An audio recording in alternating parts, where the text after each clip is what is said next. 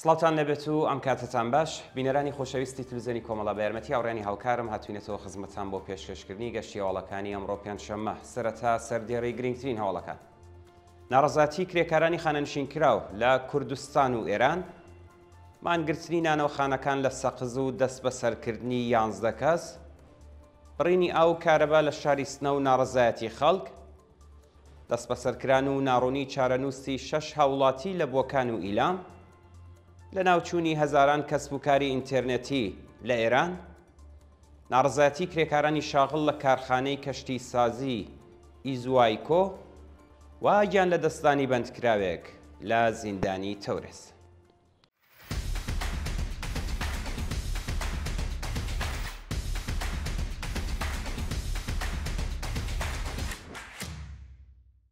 ناڕەزایەتی کرێکارانی خانەنشینکراو لە کوردستان و ئێران.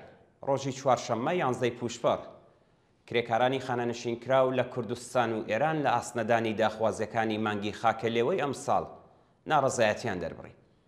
ڕۆژی ڕابردوو ڕێکخراوی تامینی ئیجتیماعی ڕایگەیاند کە ئەو فیشە حقوقیانەی کە لە ڕۆژانی ڕابردوودا دەرکراوە هەڵەی تێدایە و ئەو دامەزراوەیە هێشتا بڕیاری بۆ پەرداختی حەقدەست و مەزایای مانگی خاکەلێوەی دەرنەکردووە. بڵاوبوونەوەی ئەو هەواڵە ناڕەزایەتی کرێکارانی خانەنشینکراوی بەدوای خۆی داهێناوە و کانونی خانەنشینکراوانی کوردستان و ئێران خوازیاری پێدانی حەقدەستە دواخراوەکان، حەقی بیمەی تەکمیلی و بیمەی عومر بوون. مانگرتنی نانەوەخانەکان لە سەقز و دەست بەسەرکردنی 11 کەس. ڕۆژی چوارشەممە 11 پوشپەر نانەوەخانەکانی شاری سەقز دژ بە دۆخی خراپی پیشەیی و مەعیشەتی مانیان گرت، بەڵام 11 کەسیان لەلایەن ناوەندە ئەمنیەتیەکانەوە دەست بەسەرکراون. بە پێی زانیاریەکان نانەوەخانەکانی سەقز بە کۆبوونەوە لە بەردەم فەرمانداریدا خوازیاری زیادکردنی نرخینان، پێدانی ئاردی دەوڵەتی، کەمکردنەوەی ڕێژەی باجی ساڵانە، دابەزینی نرخی کارەبا، ئاو، گاز و بیمە بوون. بە وتەی سەرچاوەکانی هەواڵ، یادوڵڵا عیلمی سەرۆکی یەکێتی نانەوەخانەکانی سەقز و 10 هاوکاری دیکەی لەلایەن ئیدارەی ئیتلاعاتەوە دەست بەسەر کراون. ناڕازیان ڕایانگەیاندووە کە پێش شەڕی ئێران و ئیسرائیل ستانداری کوردستان ڕەزامەندی خۆی لەسەر گرانکردنی نرخینان نیشاندا بوو، بەڵام فەرمانداری سەقز هێشتا بڕیارەکەی جێبەجێ نەکردووە. بڕینی ئاو کارەبا لە شاری سنە و ناڕەزایەتی خەڵک. ئێوارەی چوارشەممە 11 پوشپەر دانیشتوانی چەند گەڕەکی شاری سنە لە ئاسپڕینی بەردەوامی ئاو کارەبا ناڕەزایەتیان دەربڕی. بە وتەی هاوڵاتیان ئاوی لولەکەشی و بەرقی زۆربەی گەڕەکەکانی شاری سنە بەبێ ئاگاداری قەت کراوە و دانیشتوانی ئەو شارە تووشی دەیان کێشە بوو. نەبوونی ئاو کارەبا لە حاڵکدایە کە شەپۆلێکی گەرما و خۆڵبارین شارەکانی کوردستانی گرتوتەوە و دانیشتوانی شاری سنە نیگەرانی دۆخی تەندروستی کەسانی نەخۆش و منداڵەکانیان. ڕێزلێنان لە یادی پەیمان منبەری لە شاری سنە. ڕۆژی چوارشەممە 11 پوشپەر هاوکات لەگەڵ ساڵڕۆژی لەدایکبوونی پەیمان منبەری لە گیانبەختکردوانی شۆڕشی ژینا لە شاری سنە بنەماڵەی ناوبرا و هاوڕێ لەگەڵ چالاکانی مەدەنی ئەو شارە لە مەراسمێکدا ڕێزیان لە بیرەوەریەکانی گرت. ڕۆژی شەممە 16 ڕەزبەری 1401 پەیمان منبەری تەمەن 25 ساڵ و خەڵکی گوندی نیەری سەر بە شاری سنە لە ناڕەزایەتیەکانی ئەو شارە بە تەقەی سەرکوتگەرانی کۆماری ئیسلامی گیانی بەخت کرد. پەیمان لە دوایین ستۆری ئینستاگرامەکەیدا نووسی بووی: ئەمە دەبێتە باشترین شەممەی مێژوو، ناڕەزایەتی دەردەبڕین، مان دەگرین، بە قەولی خۆیان تێک دەدەین، ئێختشاش دەکەین، کەسێک بێوێت ڕێگەمان لێ بگرێت لەگەڵی شەڕ دەکەین، بریندار بین یان شەهید، شەقامەکانی شار دەکەینە جەحەندەم بۆیان تا ئازادی هەموو خەڵک بنەماڵە و شارەکەم درێژە بە خەبات دەدا. دەست بەسەرکران و ناڕوونی چارەنووسی 6 هاوڵاتی لە بۆکان و ئیلام. لە ڕۆژانی ڕابردوودا 5 هاوڵاتی لە شاری بۆکان و چالاکێکی مەدەنی خەڵکی ئیلام لەلایەن هێزە ئەمنیەتیەکانەوە دەست بەسەر و چارەنووسیان بە ناڕوونی ماوەتەوە. بە پێی زانیاریەکان سمکۆ معروفی، ئیسماعیل سانیار، ئاوات عەلیپور و ئەنوەر ئیبراهیمزادە لەلایەن هێزە ئەمنیەتیەکانی بۆکانەوە ڕفێنراون و وێڕای تێپەڕبوونی چەند ڕۆژ بەسەر کاتی بەندکرانیاندا چارەنووسیان بە ناڕوونی ماوەتەوە. لەلایەکی دیکەوە چالاکێکی مەدەنی خەڵکی ئیلام بە ناوی موسا ئومیدی بەبێ بەڵگەی قەزایی لەلایەن ئیدارەی ئیتلاعاتی ئەو شارەوە دەست بەسەر و بە دوواداچوونی بنە ماڵەکەی بێ ئاکام ماوەتەوە. دۆخی خراپی تەندروستی متەلب ئەحمەدیان لە زیندانی تاران. بەپێی راپۆرتی ڕێکخراوەکانی مافی مرۆڤ دۆخی تەندروستی متەلب ئەحمەدیان پاشگواستنەوەی بۆ زیندانی تارانی گەورە بەهۆی بێبەشبوون لە دەرمان ناجێگیرە. بە وتەی پارێزەرەکانی متەلب ئەو بەندکراوە سیاسیە لە 15هەمین ساڵی بەندکرانیدا تووشی چەندین نەخۆشی وەکو فتق، تەنگی کاناڵی نوخاع، عفونەتی میزەڵان و شێرپەنجە بووە، بەڵام بەرپرسانی زیندانی ئەڤێن و تارانی گەورە ناوبراویان لە دەستڕاگەیشتن بە دەرمان بێبەش کردووە. پاشهێرشەکەی ئیسرائیل بۆ سەر زیندانی ئەڤین متەلب ئەحمەدیان هاوڕێ لەگەڵ بەندکراوانی سیاسی دیکە بۆ زیندانی تارانی گەورە گواستراونەتەوە و ئێستا گیانی لە مەترسیدایە. لە ناوچوونی هەزاران کەسب و کاری ئینتەرنێتی لە ئێران، ئەنجومەنی سنفی پیشە ئینتەرنێتیەکانی ئێران لە نامەیەکدا هۆشداری بە وەزیری پەیوەندیەکانی ڕژیم داوە کە ئەگەر کێشەی لاوازبوونی ئینتەرنێت چارەسەر نەکەن 400,000 هەلیکار لەناو دەچێت.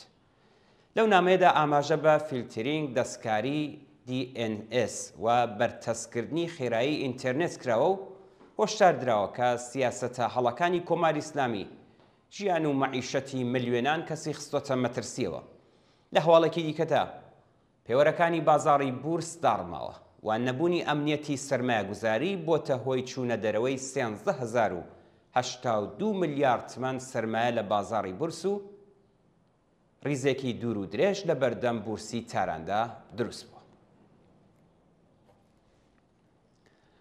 ناڕەزایەتی کرێکارانی شاغڵ لە کارخانەی کەشتی سازی ئیزوایکۆ.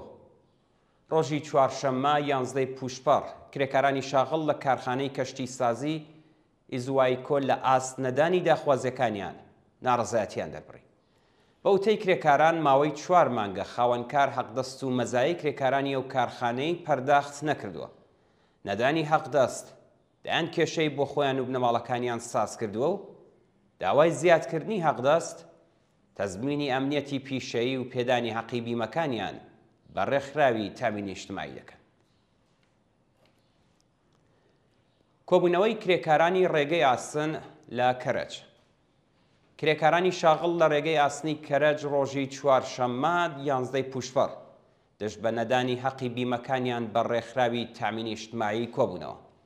بە وتەی کرێکارانی ناڕازی بەڕێوەبەرایەتی ڕێگەی ئاسنی کەرەج حەقی بیمەکانی لەسەر حەقدەستەکانیان کەم کردووە، بەڵام پارەکەی بە ڕێکخراوی تامینی نیشتیمایی پەرداخت نەکردووە.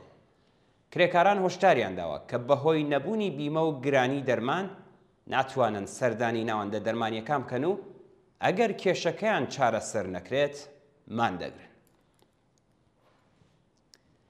یان لە دەستانی بەندکراوێک لە زیندانی تەورێز. ڕۆژی سێشەممە 10 پوشپەڕ بەندکراوێکی ڕاگیرا و لە زیندانی تەورێز بە ناوی ئەمین ئەکبەرزادە بەهۆی بێبەشبوون لە دەرمان گیانی لەدەستەوە. ئەمین ئەکبەرزادە شارەمەندی خەڵکی شارستانی باروق لە ئوستانی ئازەربایجانی شەرقیە کە لە بەندی تاوانە کۆمەڵایەتیەکانی بەندیخانەی تەورێز زیندانی کرابوو. ناوبراو تووشی نەخۆشیەکانی سیستمی گەوارش و گورچیلە بووە، بەڵام بەرپرسانی زیندان لە ناردنی بۆ نەخۆشخانە خۆیان بواردووە و ئەمین ئەکبەرزادە پاش تێکچوونی دۆخی تەندروستی گیانی لەدەستەوە. سەپاندنی سزای زیندان بەسەر 2 چالاکی مەدەنی لە تاران و ڕەشت. سۆهەیل بەیرەقی دەرهێنەری ناسراوی سینەمای ئێران و مەریەم کەریمی چالاکی مەدەنی دژبەری حیجابی ئیجباری لەلایەن دەستگای قەزای ڕژیمەوە بە زیندان مەحکوم کراون. بەپێی راپۆرتەکان سۆهەیل بەیرەقی لەلایەن لەقی 26 دادگای ئینقلابی تاران بە تۆمەتەکانی تەبلیغ دژی نزام، بێڕێزی با ڕێبەری، تێکدانی بیر و ڕایگشتی و بڵاوکردنی پروپاگەندە لە تۆڕە کۆمەڵایەتیەکان بە 4 ساڵ و 3 مانگ زیندان محکوم کراوە. لەلایەکی دیکەوە مەریەم کەریمی چالاکی مەدەنی خەڵکی ڕەشت لەلایەن دادگای ئینقلابی ئەو شارەوە بە تۆمەتەکانی تەبلیغ دژی نظام و پەرەپێدانی فەحشا بە 2 ساڵ و 7 مانگ زیندان سزادراوە. کاردانەوەی کۆمەڵگای جیهانی بەرامبەر بە ڕاگررتنی هاوکاریەکانی ئێران لەگەڵ ئاژانس. ڕۆژی چوارشەممە مەسعود پزیشکیان یاسای هەڵپەساردنی هاوکاریەکانی کۆماری ئیسلامی لەگەڵ ئاژانسی وزەی ئەتۆمی ڕاگەیاند و بڵاوبوونەوەی ئەو هەواڵە کاردانەوەی کۆمەڵگای جیهانی بە دوای خۆی داهێنا. بە پێی زانیاریەکان کارناسانی ئاژانسی وزەی ئەتۆمی گوێڕای ئەندامبوونی ئێران لە پەیماننامەی ڕێگری لە پەرەپێدانی چەکی ئەتۆمی چیتر ناتوانن سەردانی سایتە ئەتۆمیەکانی ڕژیم بکەن. ڕافائێل گروسی و سەرۆکی یەکێتی ئوروپا لە کاردانەوە بەرامبەر بەو بڕیارە خوازیاری گەڕانەوەی ئێران بۆ سەر میزی دانوستان و درێژە پێدان بە هاوکاریەکانی کۆماری ئیسلامی لەگەڵ ئاژانس بوون. هەروەها دەوڵەتی ئەمریکاش ڕایگەیاندووە کە ڕژیمی ئێران لە دەرفەتی ئاشتی کەڵکی وەرنەگرتووە و ئێستاش هاوکاریەکانی لەگەڵ ئاژانس ڕاگرتووە. ئەوە هەڵەیەکی مێژوویە. ئاوکات وەزیری دەرەوەی ئیسرائیل خوازیاری کاردانەوەی مێکانیزمی ماشە بوو. لە هەواڵێکی دیکەدا ئاژانسی هەواڵنەری ڕۆیتەرز ڕایگەیاندووە کە ئارتەشی ئێران خۆی بۆ مینڕێژکردنی گەروی هۆرمۆز ئامادە کردووە. درێژەی هێرشەکانی ئیسرائیل بۆ سەر کەرتی غەزە. ڕۆژی چوارشەممە 11 پوشپەڕ 35 فلستینی لە هێرشی ئیسرائیل بۆ سەر گەڕەکی زەیتون لە کەرتی غەزە گیانیان لەدەستا. ڕۆژی ڕابردوو ئارتەشی ئیسرائیل هۆشداری چۆڵکردنی چەند گەڕەکی غەزەی دەرکرد و پاش کاتژمێرێک بردومانەکانی دەست پێ کرد. لە ئاکامی هێرشەکانی ڕۆژی ڕابردوودا 35 فلستینی دیکە گیانیان لەدەستا و بەدەیان کەسیش بریندار بوون. دو هەڵمان سەبارەتە بە سووتانی سەدان هێکتار دارستان لە یونان و ئیسپانیا.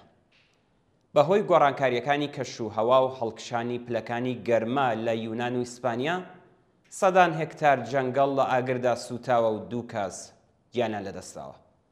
بە پێی راپۆرتەکان 6500 هێکتار لە دارستانەکانی ئیسپانیا لە ئاگردا سوتاوە. 2 کەس گیانیان لەدەستاوە و بە هەزاران کەس ماڵ و حاڵیان بەجێهێشتووە. لەلایەکی دیکەوە دارستانەکانی دوورگەی کێرت لە یونان ئاگری گرتووە و بە هەزاران گەشتیار و خەڵکی ئەو ناوچەیە بۆ شارەکانی دیکە گوازراونەتەوە. شایانی باسە کە میدیاکانی تورکیەش ڕایانگەیاندووە کە ئاگری دارستانەکانی ئەزمیر پەرەی سەندووە و زیاتر لە 50,000 کەس ماڵەکانیان چۆڵ کردووە. بەڵا زانگە شێوەڵەکانی ئەمڕۆتان پێشکەشکرا. فەرموون بۆ بینینی درێژەی بەرنامەکانی تەلەڤیزیۆنی کۆمەڵ.